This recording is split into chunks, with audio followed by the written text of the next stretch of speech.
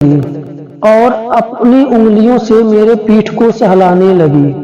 अब मैं उसके आगोश में मदहोश हुए जा रहा था। उसका सहलाना इतना अच्छा लग रहा था कि जैसे मैं स्वर्ग में। हेलो दोस्तों, मेरा नाम अनिल है और मैं छोटी मोटी कहानियां सुनाता हूं। और हमारी कहानी डरावनी के साथ साथ रोमांटिक भी होती है, इसलिए आप लोग कहानी को पूरा सुने और उसका आनंद लें। अगर आप लोगों को कहानी अच्छी लगती है तो चैनल को सब्सक्राइब करना ना भूलें और साथ में कमेंट भी करें कि आप लोगों को कहानी कैसी लगी। अब मैं कहानी पर आता हूँ। मैं एक छोटे से गांव का रहने वाला हूँ। मैं खेती बाड़ी का काम करता हूँ। हमारे घर में हम 3 लोग हैं, हम, हमारी मम्मी और हमारे पापा। एक दिन अचानक रात के समय बहुत ज्यादा बारिश हो रही थी। बारिश ज्यादा होने के कारण खेत में पानी इकट्ठा न हो, इसलिए हमारे पिताजी बोले, बेटा छतरी ले ले और खेत पे चला जा और अपने खेत का पानी खोल दे ताकि पानी दूसरी तरफ निकल जाए, नहीं तो फसल खराब हो जाएगी। मैं अपने पिताजी की बात सुनकर उनसे बोला, पिताजी इतनी रात को बारिश के समय घर से निकलना अच्छा नहीं रहेगा। तब पिताजी गुस्से में बोले, बेटा अगर फसल खराब हो जाएगी तो अच्छा रहेगा। मैं पिताजी से बहस नहीं करना चाहता था, इसलिए छतरी और एक लाठी लेकर घर से निकल पड़ा अपनी खेत की तरफ।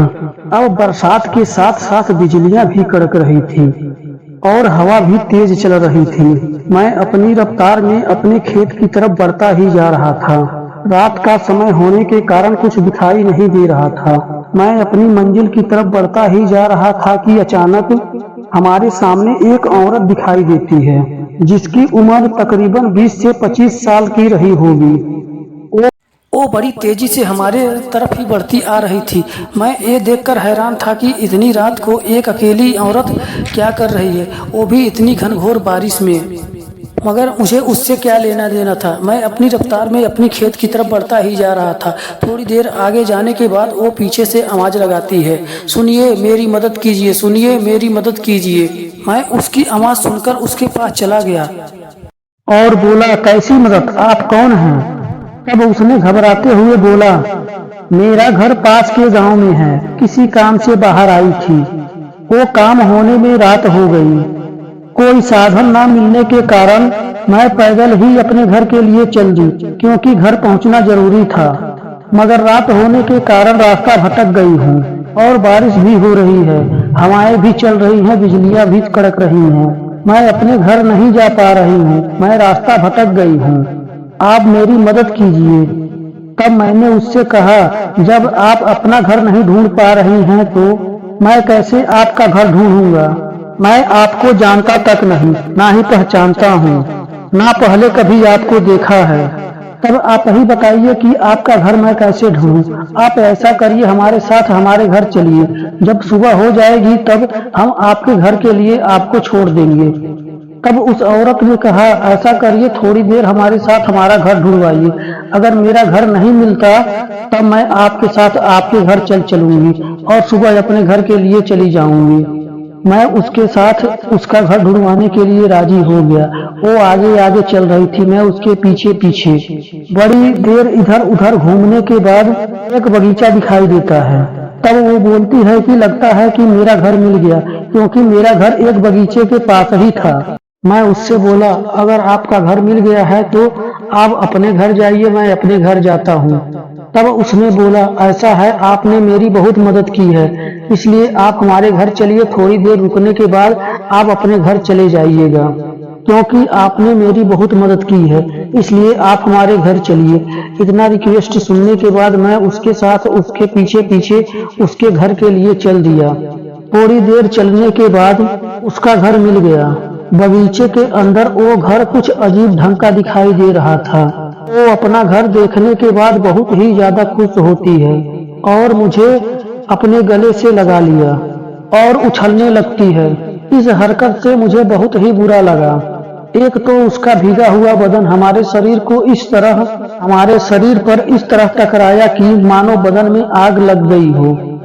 उसका शरीर तो भीगा हुआ था, लेकिन उसके बदन से आग निकल रही थी। अपने आप को संभालते हुए उसे ढकेला और बोला, ये क्या कर रही हो? तब उसने बोला, माफ करिएगा, मुझे अपनी मंजिल सामने दिखाई देने के कारण कुछ याद ही नहीं रहा। अच्छा आइए अब घर के अंदर चलते हैं। लेकिन मुझे इस हरकत से उसके ऊपर शक होने लगा। तब उसने मेरा हाथ पकड़ा और खींचते हुए घर के अंदर लेके चली जाती है। घर के अंदर पूरा अंधेरा था, कुछ पता ही नहीं चल पा रहा था कि क्या चीज कहाँ पे है। तब उसने बोला, आप यहीं रुको, मैं लाइट की व्यवस्था करके आती हूँ। तब वो पता नहीं किस तरफ गई और आते समय एक हाथ में बड़ी सी मोटी सी मोमबत्ती लेकर जलाकर आते हुए दिखी। और जब मैंने उसे रोशनी में देखा तो मेरे आंखों पर यकीन ही नहीं रहा कि हमारे सामने एक बहुत ही खूबसूरत लड़की खड़ी है। मोमबत्ती की रोशनी में उसका शरीर ऐसे चमक रहे थे कि जैसे चांदनी रात में चांद चमक रहा हो। उसकी आंखें नीली नीली दिखाई दे रही थी। मैं उसे देखकर मदहोश हुए जा रहा था, वो भी हमारी आंखों में देखती ही जा रही थी और हम दोनों एक दूसरे के आंखों में खोते चले जा रहे थे। तब तक अचानक वो बोलती है कि ऐसा है, आप यहाँ बैठिए, मैं अपने कपड़े चेंज करके आती हूँ। यह कहकर वो दूसरे कमरे में चली जाती है और मैं वहीं बैठा क्या क्या सोच रहा था। मुझे तो ये तक याद नहीं था कि मैं घर से किस काम के लिए यहाँ आया हूँ। इतने में वो अपने कपड़े बदल कर आ गई। इस बार तो वो और भी ज्यादा कहर ढा रही थी। उसके खुले हुए बाल, उसके आधे पैरों तक जालीदार रेशमी कपड़े, ऐसे कपड़ों में तो वो बहुत ही ज्यादा खूबसूरत लग रही थी। ऐसे लग रहा था कि मैं उसके जाल में फंसता ही जा रहा हूँ। अगर ये कहानी आप लोगों को पसंद आ रही हो तो कृपया चैनल को सब्सक्राइब कर लें और कमेंट करके बताएं कि आप लोगों को कहानी कैसी लग रही है। और हम इसी तरह की आप लोगों को कहानियां सुनाता रहूं। जैसे लग रहा था कि कोई अप्सरा मेरे सामने आकर खड़ी हो गई हो और वो मुस्कुराते हुए बोली, ऐसा करिए, आप उस कमरे में जाकर अपने कपड़े भी चेंज कर लीजिए। और मैं उस कमरे में अपने कपड़े चेंज करने के लिए चला गया। उस कमरे में कुछ मर्दों के भी कपड़े पड़े थे। मैं जाकर अपना कपड़ा चेंज करने के लिए अपने गीले कपड़े उतारे ही थे कि उसने पीछे से आकर मुझे अपने बाहों में भर लिया। इससे पहले कि मैं कुछ बोलता कि एक ही झटके में उसने मुझे अपनी तरफ करके मुंह में मुंह डाल दिया और किस करने लगी और अपनी उंगलियों से मेरे पीठ को सहलाने लगी। अब मैं उसके आगोश में मदहोश हुए जा रहा था। उसका सहलाना इतना अच्छा लग रहा था कि जैसे मैं स्वर्ग में पहुंच गया हूँ। ऐसे ही ये सिलसिला पूरी रात चलती रही। हम दोनों एक दूसरे में ऐसे खो गए कि जैसे किसी प्यासे को बहुत दिनों के बाद पानी मिला हो। हम दोनों मदहोशी के आलम में एक दूसरे में खोते ही चले जा रहे थे और जब हम दोनों का काम पूरा हो गया तो हम दोनों वहीं पर सो जाते हैं और जब सुबह होती है तो मैं अपने आप को एक खंडहर में पाता हूँ, वो भी बिल्कुल नंगे अवस्था में। देखकर मैं चौंक जाता हूँ कि हमारे साथ ये क्या हो गया और मैं बड़ी तेजी से अपने कपड़े ढूंढने लगता हूँ तो देखता हूँ कि मेरे कपड़े एक घास के ढेर पर पड़े हुए थे। जो रात को इतना बढ़िया घर दिखाई दे रहा था वो खंडहर में बदल चुका था। अब मुझे बहुत डर लगने लग गया। मैं किसी तरह से अपने कपड़े पहना और अपने घर की तरफ चल दिया। तब पता चला कि मैं अपने घर से काफी दूर आ गया हूँ। जब मैं अपने घर पहुँचा तो हमसे हमारे मम्मी पापा पूछने लगे, बेटा कहाँ चला गया था? तब मैंने सारी बात छुपाते हुए बोला, ऐसे ही रात को कोई दोस्त मिल गया था, इसलिए उसके घर चला गया था। अब मैं सारा दिन उसी के बारे में सोचता रहा कि वो कौन थी, कहाँ से आई थी, कोई चुड़ैल उड़ैल तो नहीं थी जो रात भर मेरे साथ रही और सुबह गायब हो गई। वो घर भी खंडहर में बदल गया। ये सोच कर मुझे बहुत ही डर लग रहा था। सारी रात जागने के बाद मुझे बहुत नींद आ रही थी, इसलिए मैं जल्दी सो गया। जब आधी रात बीत जाने के बाद मुझे एहसास हुआ कि मेरे पास कोई सोया हुआ है और मुझसे छेड़खानी कर रहा है। जब मैं आंख खोला तो वही लड़की मेरे पास मेरे बगल में अधनंगी लेटी हुई मुझसे छेड़खानी कर रही थी। मैं उससे डरते हुए पूछा, तुम कौन हो और हमारे घर कैसे आई? तब वो मुस्कुराते हुए मेरे आंखों में आंखें डालकर बोली, मैं तुम्हारी रानी हूँ और तुम मेरे राजा। और मैं उसकी आंखों में खोता ही चला गया। अब वो हमारे बिस्तर से उठी और जाने लगी। मैं भी उसके सम्मोहन में पड़कर उसके पीछे पीछे जाने लगा। अब वो आगे आगे और मैं उसके पीछे पीछे चलता ही जा रहा था और उसी खंडहर में पहुंच गया, मगर वहां खंडहर जैसा कुछ नहीं था। फिर वही बगीचा, वही मकान, वही घर, जैसे पिछली रात में था वैसे ही सारा कुछ सेम था। अब वो मुझे अपने आगोश में लेते हुए बोली, तुम इतने दिनों से कहाँ थे? मैं तुम्हें बहुत प्यार करती हूँ। थोड़े दिनों के बाद हम तुम्हें हमेशा के लिए अपने पास रख लूंगी। हम दोनों एक दूसरे के लिए ही बने हैं और एक दूसरे के लिए ही रहेंगे। ऐसी ही मीठी मीठी बातें करती रही और वो खेल पिछले रात की तरह चलता ही रहा। फिर हम थक हार कर चूर हो गए और वो अपनी मनमानी करती रही।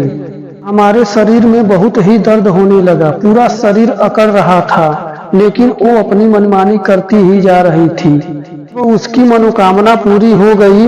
तब उसने मुझे छोड़ दिया और मेरे बगल में लेट गई और हम दोनों सो जाते हैं।